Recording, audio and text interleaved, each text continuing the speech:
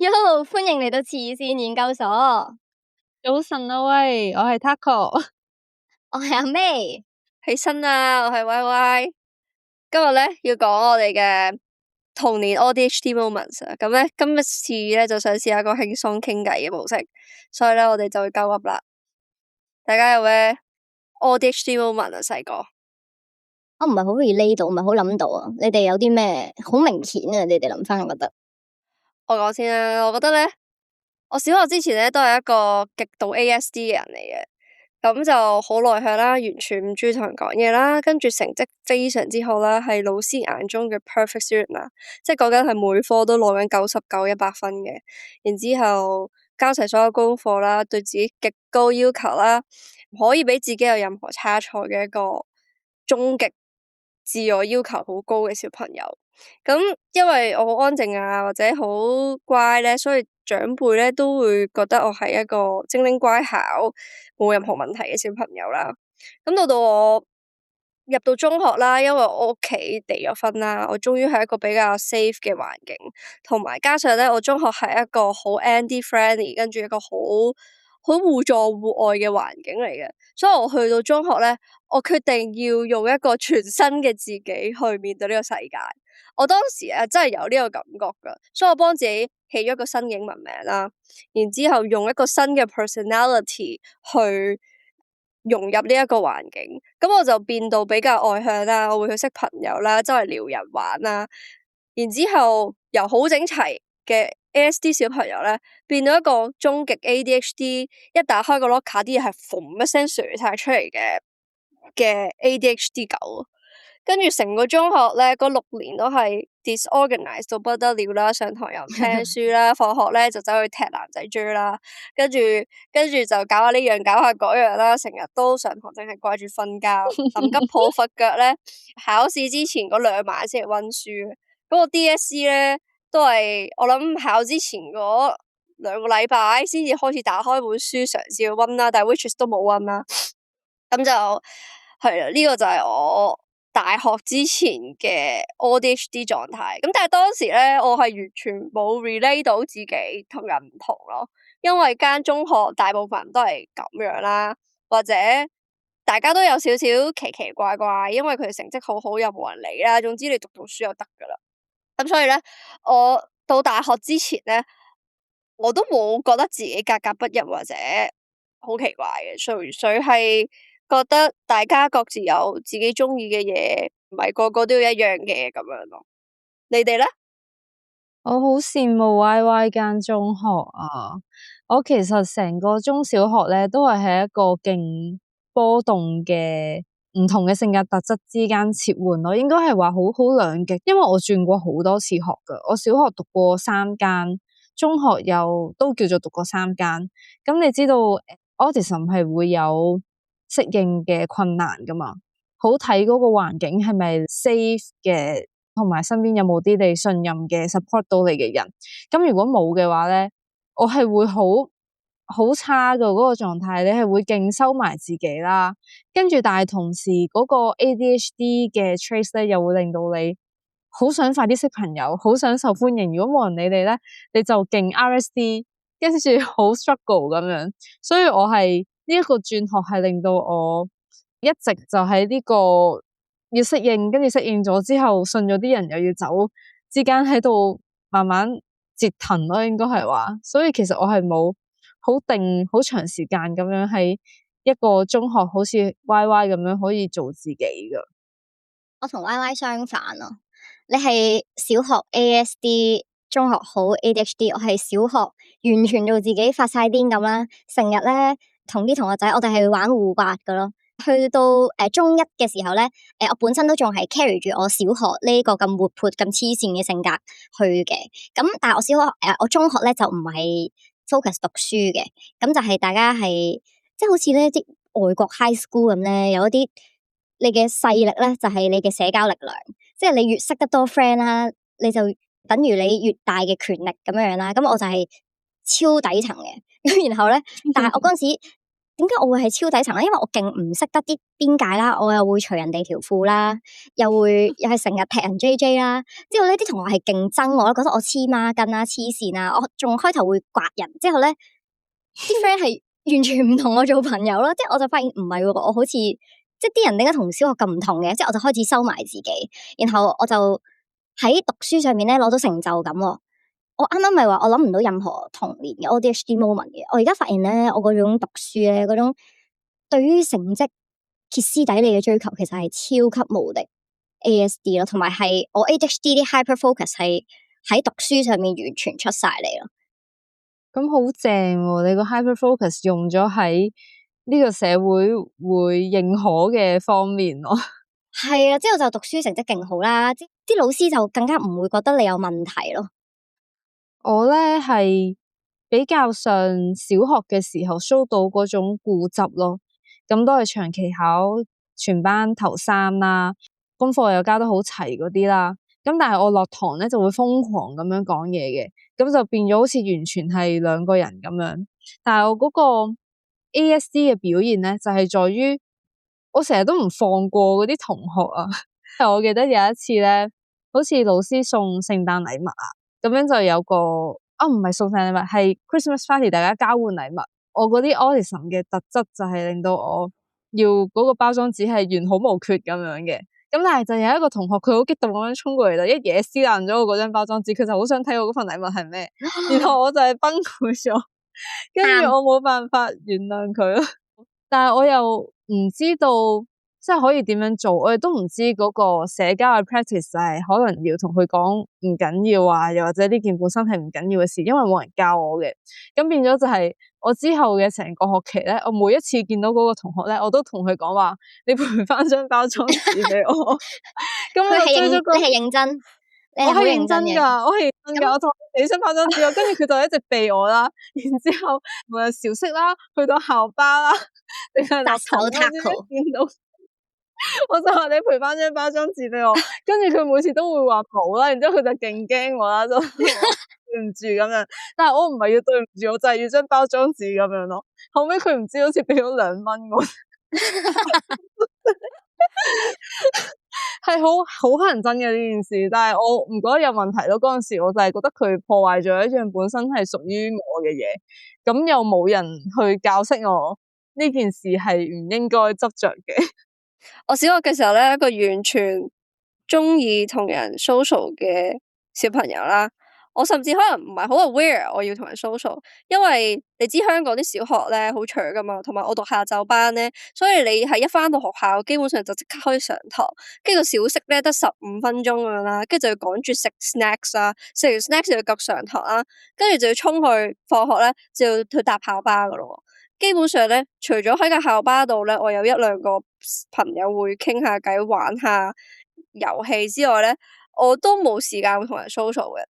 咁同埋一小息啊，或者有啲空隙嘅時間咧，我就會衝去圖書館借書，因為嗰陣時我記得有咩飛躍青春系列嘅，唔知你哋有冇記唔記得咧？咩軍備嗰啲小說咧，我都係啊，一模一樣喎。哇！我每次都要抱住佢上身嘅時間咧，我就要即刻搶咗本書啦。所以我小學成個即係空閒嘅時間，人哋攞嚟 social 嘅時候咧，我就會衝去圖書館追小說啦。咁所以我諗我小學大部分時間都 miss out 咗同大家 socialize 嘅時間。除咗咧，我記得有一段時間咧，唔知係禮拜6長短週咧，會有幾個鐘要等校巴翻屋企啦，唔知點解要坐喺學校幾個鐘啦。我記得就會同其中一個小朋友，佢畫畫好靚嘅，咁我就會跟住佢一齊畫畫，同埋同其他小朋友交換楊丞琳 DS 卡咯。我成個小學 social 嘅印象淨係得呢一個，跟住大部分時間都係攞埋本書喺後面瘋狂睇，跟住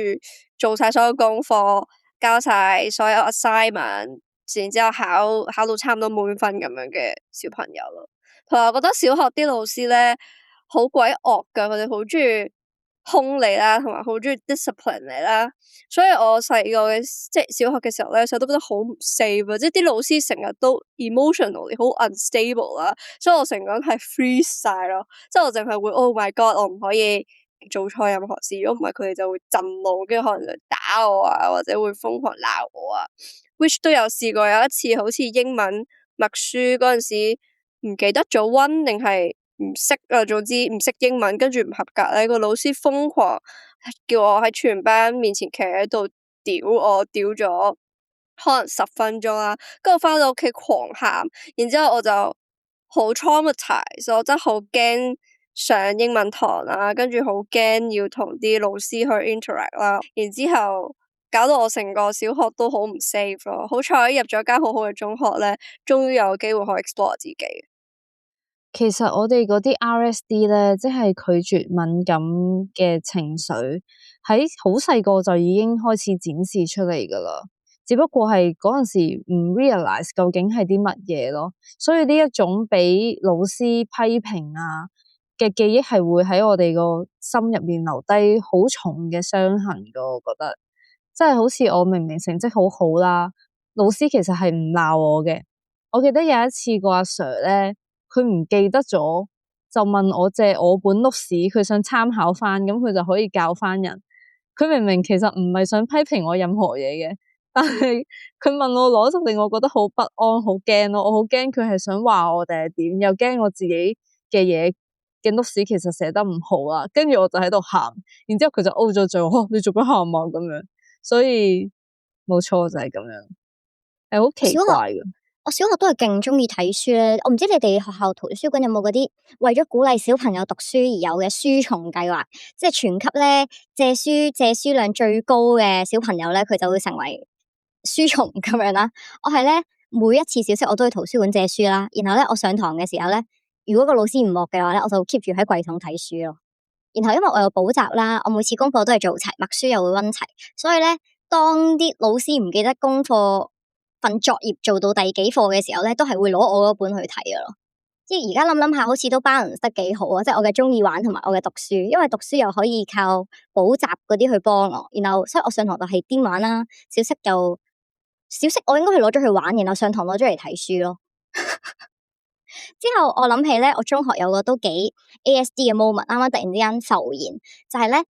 中學嘅時候啦，同一位隔籬位咧關係好好嘅，我係嗰啲咧。默晒書溫好晒上堂，我哋考默書咧，咪其實純粹攞個筆袋啊，定唔知攞啲嘢咁樣擋住喺兩張台中間嘅。我係會咧將自己啲默書咧默好晒之後咧，我會好明顯咁樣俾隔籬位睇咯，去幫佢，等佢唔使溫。我仲要撞一撞佢手踭啊，你抄我啦，你抄我啦咁樣。之後咧，我記得好清楚，有一堂係通識堂啦，老師上一堂有講過話，叫大家每人準備一個唔知啲乜嘢。你當係準備一個小故事咁樣啦，點知我嗰堂我唔記得咗準備喎，之後我就靜雞雞喺老師抽緊同學出嚟分享嘅時候，我就問我隔籬位，我話：你可唔可以幫我啊？如果佢抽中我嘅話，之後呢個時候我嘅隔籬位就話：咁佢抽中我，咁我點算啊？之後佢就冇幫到我啦，之後我就勁嬲啦，我就覺得哇你勁差啊！然後我自此之後咧，我就勁憎佢啦，所有嘅默書咧我都唔再借俾佢睇，呢個我就默默嘅報仇，同埋我嘅非黑即白咯。非黑即白呢樣嘢喺成長過程中真係淋漓盡致咯。返工嘅時候其實即係就算你喺心入面咁做，但係你表面上都唔可以有任何行為嘅改變。但係細個係真係你會好似同嗰個人瞬間反面咁樣噶，係成日同人絕交。係啊，我諗唔到我細個非黑即白嘅 moment 咯，但係我有諗到咧一個我細個好 stereotypical 嘅 repetitive behaviour。我應該係幼稚園時期啦，嗰時仲有嗰啲商場舊式文具店嘅，好大間嘅。咁我每個禮拜咧，我媽咧就會帶我去嗰間文具店度行下啦。咁我就必須要咧坐喺人哋個文具店度咧排人哋嗰啲夾啊，嗰啲蝴蝶夾咧200個咁樣啦，一堆。咁我就按顏色啦，按分類咁樣排好晒，跟住咧排到咧個阿姨咧會讚我咯，即係佢知道每個禮拜我呢個時候就會嚟，咁佢就會俾我坐喺嗰間文具店度排佢啲夾啦。咁排完咧，我又唔會買唔會成嘅，我就會好開心、心滿意足咁樣去離開，跟住就同媽咪去玩具鋪度睇啦，跟住再去圖書館啦。呢個其實就係我細個嘅 routine 同埋我即係覺得最安全嘅時候咯，因為我細個比較 rough 啦，所以呢啲可以出街玩，然之後做一啲好 predictable 嘅行程，對我嚟講係我細個最開心同最幸福嘅回憶咯。好似好慘咁添，講呢啲。我覺得好得意喎，好規律嘅一個人仔又走去排啲嘅小朋友，係啊，好得意。通常呢種女仔，大家就會覺得好怪咯，你唔會 realize 佢係咪 autistic，你唔會覺得佢有問題噶，你就會覺得咁樣係一個好可愛嘅小朋友。我最多係跟住地下啲，即係一定行路要跟翻一樣顏色嘅格仔咁樣咯。如果係呢一類行為啊。會啊，我覺得呢個係 ADHD 都會咯，所以我唔知其實屬於 ASD 定係 ADHD 嘅特質咧。同埋除咗夾之外咧，我喺屋企都係會排公仔啦，排 Barbie 啦，跟住排我媽織俾我嘅手繩啦，所有嘢咧我都會跟住我自己嘅 system 咧，好規律、好整齊咁樣去排嘅。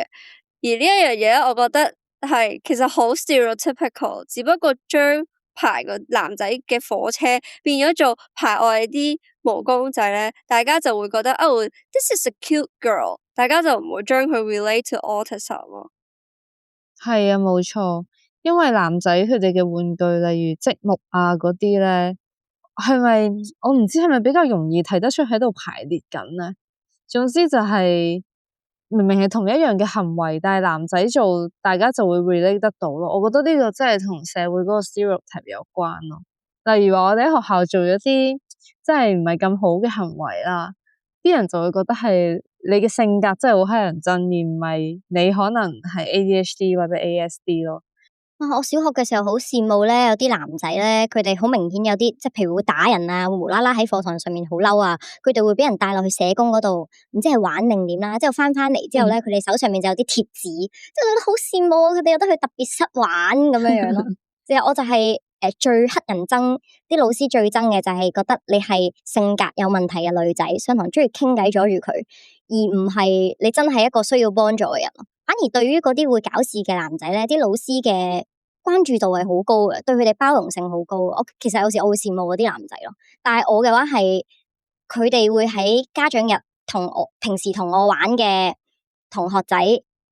同佢哋父母講話，叫佢哋唔好黐我咁多啊，會影響佢哋讀書咯。即係啲老師係憎我憎到呢個地步啊！即係老師係最憎我呢一類咯。喂，但係你有冇發現咧？即係我哋講咗好多，好似我哋好乞人憎嘅行為，有好多人都好憎我哋啦。但係其實我哋成長過程中咧，都會無端端有啲人唔知點解好中意我哋嘅。例如，因為我哋幾個都係比較早就已經拍拖啦，尤其是我咧，我13歲就拍拖，嗰陣時係好樣衰啊！我嗰陣時嘅造型係真係真係，我唔明點解會有人中意我咯。但係真，所以我就覺得呢個可能係一個 ND 嘅磁場，即係喺嗰陣時雖然有咁多唔好嘅記憶，啲人唔中意你啦，但係其實會有啲人可能因為 sense 到係同類，定係唔知咩嘅原因就係會吸咗過嚟咯。我仲記得嗰陣時我初戀嘅男朋友咧，佢係中意咗我1年幾2年，我先至應承同佢喺埋一齊噶。所以係勁早熟咯，基本上係一入嗰間中學，佢就已經開始中意我。佢中間係勁，又唔係話死纏爛打嘅，但係就係咯，即係全班都知，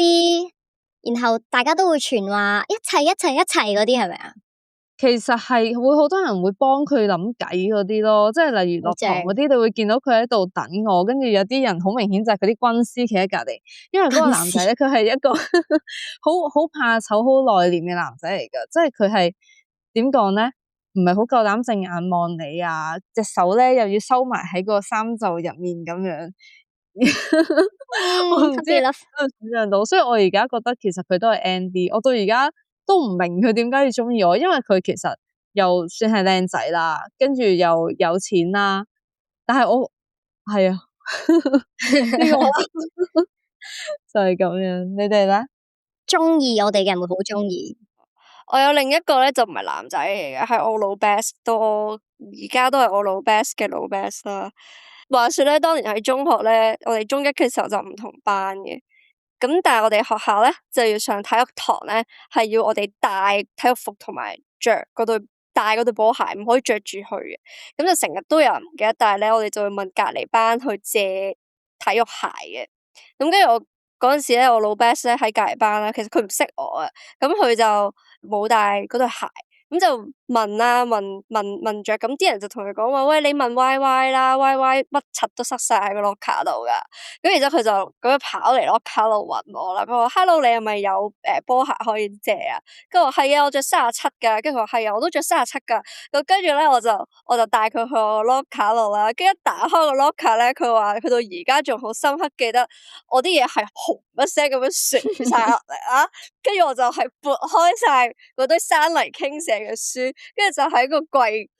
唔知邊個深入嘅角落嗰度抄咗一對用亂七八糟嘅膠袋包住嘅體育鞋，跟住就借咗俾佢啦。跟住然之後呢個咧就係我哋 friendship 嘅開始啊。跟住佢成日都話呢一個場景簡直係嗰啲咩日劇浪漫劇嘅開始，只不過我哋兩個都係女仔。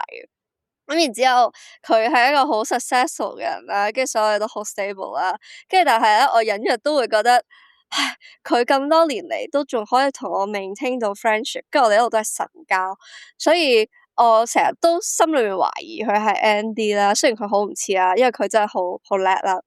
跟住後尾咧，佢最近幾個月同我講，佢話如果我做咗個 ADHD test，我應該有 inattentive ADHD 咯。跟住我真係笑死嘅，因為我自己心裏邊都知道，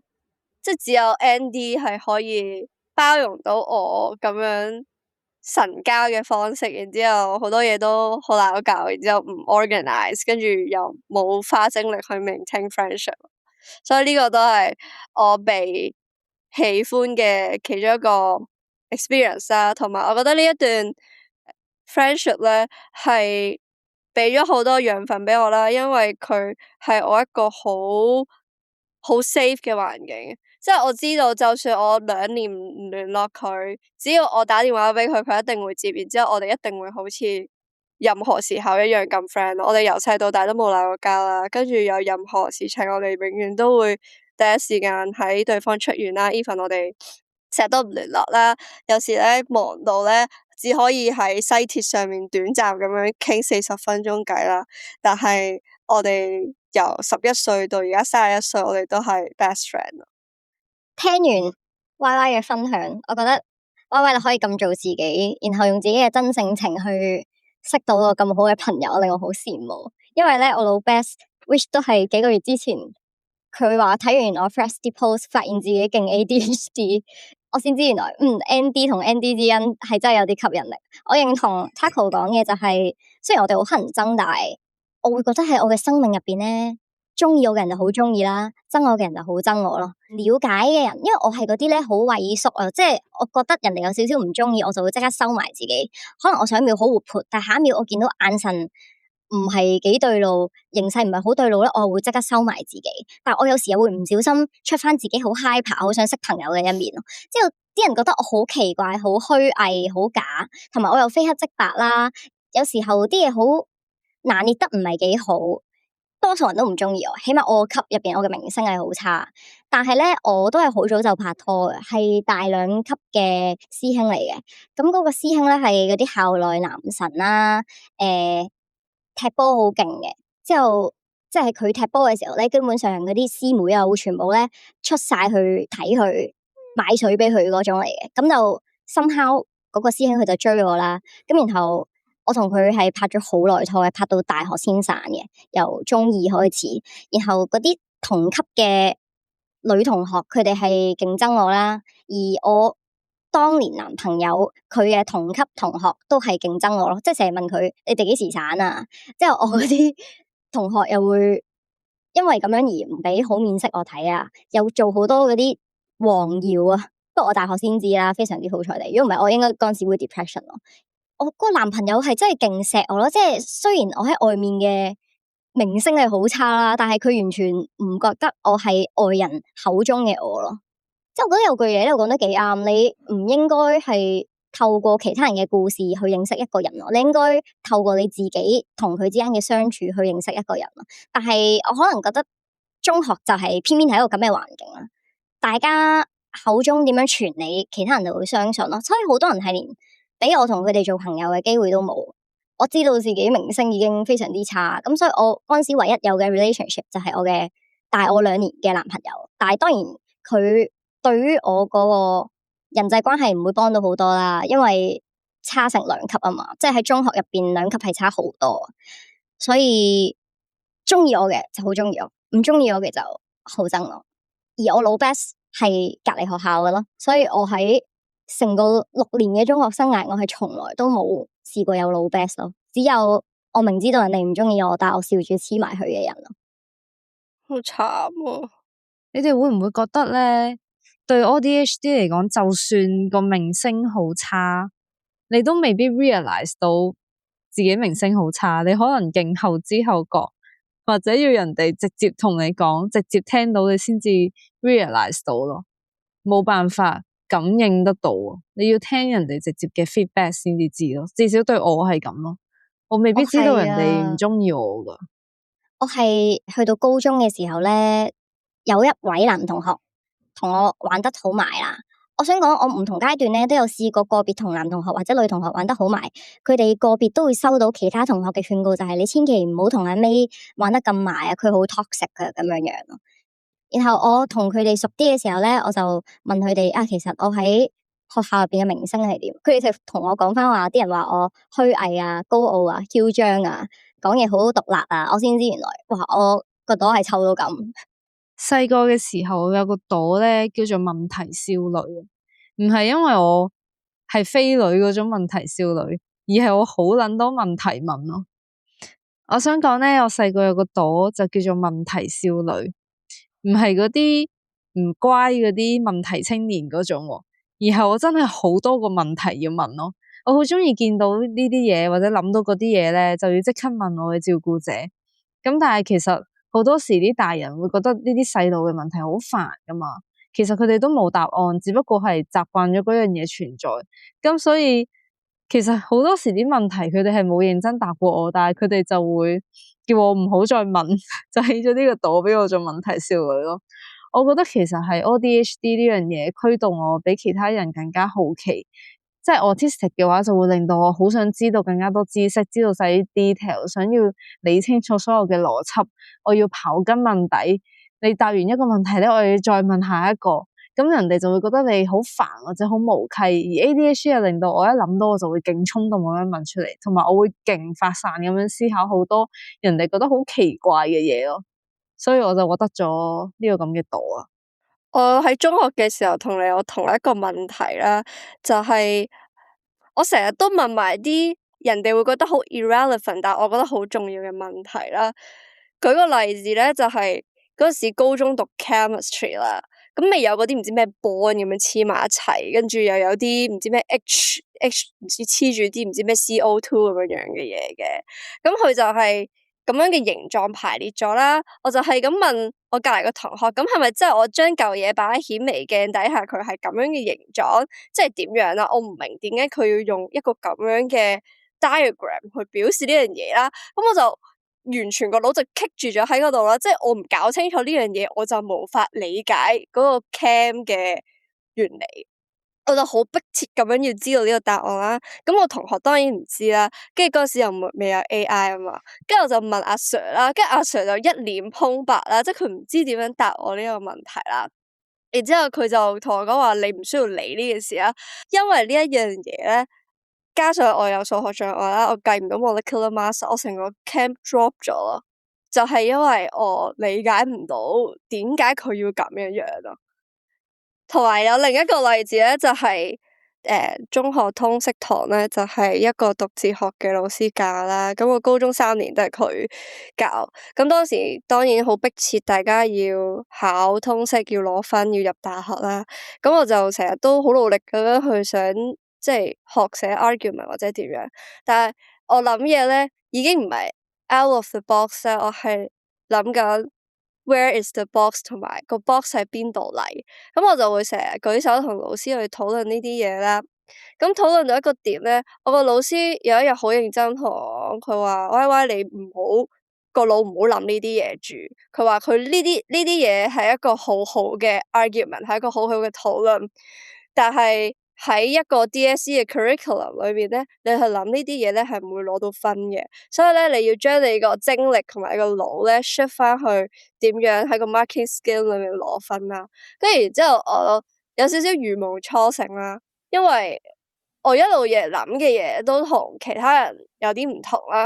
而冇人話俾我知啦。跟住去到呢一個老師，因為佢讀哲學出身，所以佢能夠接受唔同嘅諗法同埋 perspective，佢先至點醒咗我係 OK，原來考試係要跟個 marking scheme instead of 要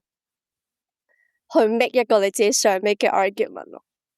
我反而係你老師個 type 嘅，因為咧我個 ASD mind 咧就係咧我要做嘅嘢我就係要攞分啦，所以咧其他唔相關嘅嘢咧我毫無興趣，我唔想知道，我就係想知道有啲咩幫到我攞分，所以攞分以外嘅嘢咧我會有少少 fail out 咗。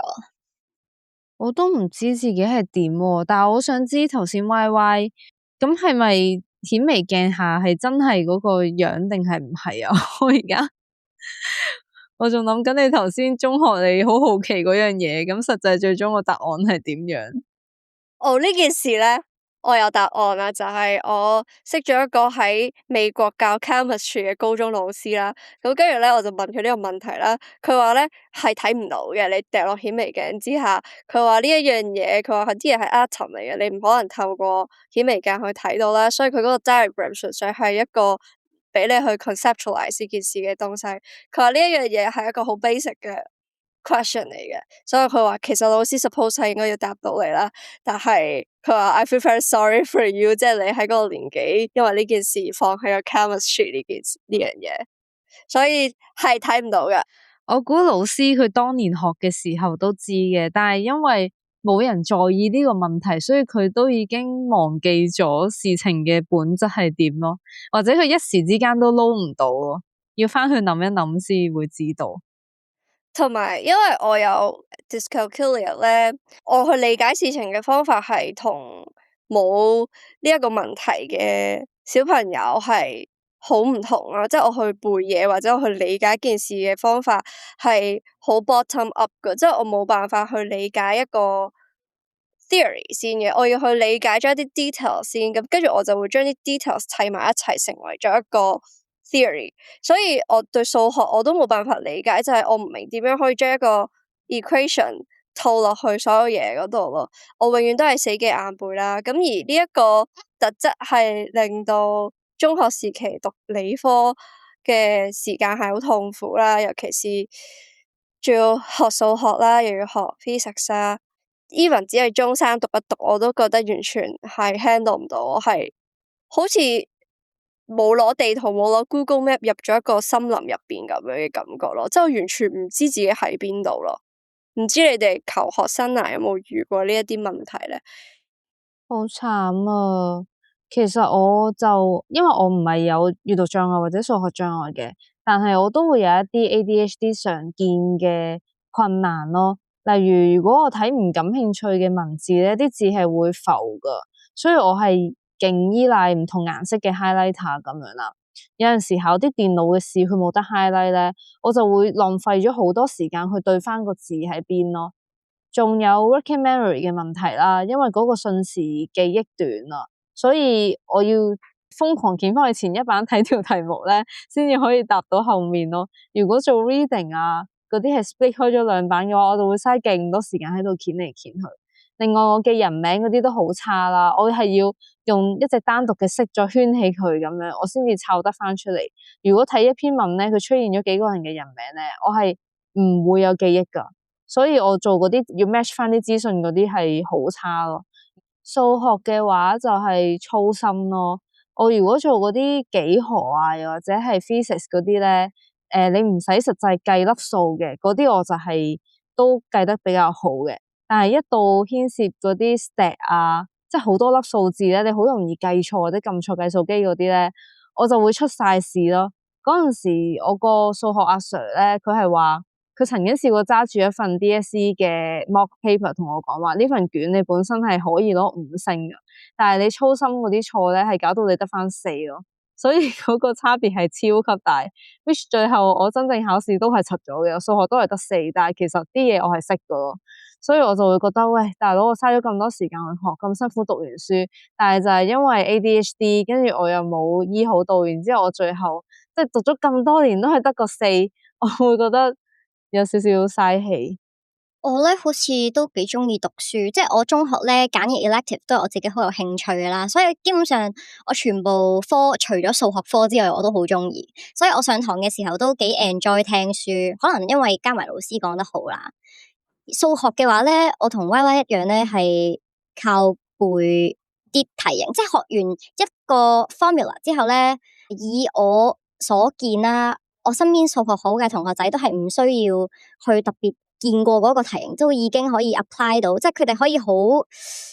轉變到，或者話喺個腦入邊已經可以好通透咁理解條 formula 可以點樣去 apply 落唔同嘅題型啦。我係需要背晒每一個 formula 有機會遇到嘅所有題型，咁樣先去考咯。我嘅老師係同我講話，我可以嘗試去搏一個合格嘅分數啦。咁但係最後我靠死背爛記咧，我係考到一個唔止合格嘅分數咯。咁呢樣嘢我到而家都幾 proud of 自己嘅。但係我覺得我 ADHD 嗰個 hyper focus 就係好幸運地俾我攞咗嚟去讀書咯。所以你哋兩個都係讀文科嘅人啊，但我係讀理科嘅呢度。我係讀理科㗎。我聽到你數學成績咁好，我覺得好羨慕。我係讀 Chem Physics 咯，然之後我 Physics 係攞5星嘅，Chem 係5，跟住我係即係文科嗰啲勁差，中英文嗰啲都係3、4咁樣咯。但係我已經竭盡全力去做㗎，唔知點解就係咁，有時組織啲嘢比較亂咯。我中學嘅時候係長期都瞓緊覺咯，因為我適應唔到要8點鐘開始上堂呢件事啦，跟住上堂就瞓覺啦，放學翻屋企咧就要去溫書做功課啦，跟住做到可能凌晨2點先至可以瞓覺，之後第二日6點又要起身溫書啦，所以我成個中學都係一個完全唔夠瞓嘅狀態之下，係一個chronic burnout 中度過啦，雖然我話 socially 好開心，但係我 physically 其實一路都好攰啦。中學嘅時候咧，我見大家上堂都好認真啦，然之後我一路都以為咧大家扮上堂㗎咋，只有我自己一個人喺度瞓覺啦。但後尾咧，我問翻我啲同學，原來佢哋全部都有認真上緊堂㗎咯。跟住我係近1-2年先知啦，跟住我超級無敵 shock 咯，我心諗 what the fuck 咁悶嘅堂，你哋竟然可以認真聽，然之後我先知道 ，Oh my god， 原來我由中學嘅時候喺呢方面已經勁 ADHD， 但係自己完全唔係 aware， 因為根本冇一個能力去 aware 到自己同其他人唔一樣咯，因為已經柒瞓咗，完全唔知道。我覺得咧，大學上堂 focus 係仲難過中學啊，因為中學通常佢哋會有好 clear 嘅 PowerPoint， 跟住 step by step 咁樣去教你。可能因為我讀理科啦，咁你計數你就係一個一個 step，你係好容易去 follow。一嚟嗰個物理空間嗰啲 lecture hall， 我成日都遲到嘅，所以我入到嚟就淨係可以坐最後面嗰度啦。咁就距離前面勁遠咯。咁你又睇唔到，附近有好多 distraction， 你又會去喺度周圍留意啲人啊。跟住喺前面嗰個 processor 咧，你知大學啲人都係做研究多過教書噶嘛，教書只係佢哋好細嘅一個部分。佢哋可能攞一個20年都冇改變過嘅 PowerPoint， 然之後就嘰哩咕嚕咁樣唔知講啲咩，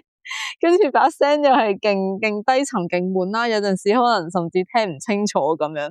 我就會喺度諗，即係其實有人聽嘅咩？然後去到可能落堂之前，佢講咗啲 assignment 嘅嘢，然之後好多同學就會即刻攞出嚟take notes 啊，跟住又聽晒佢講咩，我都會勁震驚，就係吓乜佢講嘢咁慢咁沉，你哋都真係有聽咗。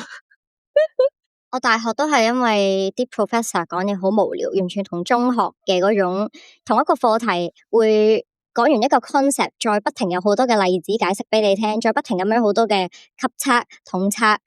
好多嘢俾你去溫習同埋理解一個 concept 好唔同。所以我大學嘅時候，我係從來都唔走堂啦，同埋老師講嘅每一句嘢咧，我都係會作低嘅，即係好似打 script 咁樣咧。個 professor 講嘅所有嘢，我都係會打低，然後等我溫書嘅時候可以更加好咁樣去理解嗰個 concept 咯。我都係啊，我都係啊。我覺得你維持住隻手不停咁喐咧，就可以幫到你去 focus 咯。但係嗰個缺點係，如果你寫唔切嘅話，就會漏咗中間嗰啲嘢咯。因為你會可能棘住喺一個字諗緊究竟點串咧，又或者有時我完美主義啊嘛，我寫得核突咧，我要拆咗佢重新寫，我好煩噶。你裝多士嗰陣時就要啲標點符號好齊咁樣咧，就會變咗 miss 咗一 part 咯。但係個好處就係你唔會完全走咗去唔知做乜咯。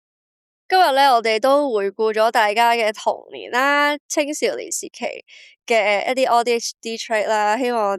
大家都可以喺我哋身上揾到自己 relatable 嘅地方啦。下次再見，拜拜。你使 bit 下個拜雞啊？拜。日頭拜。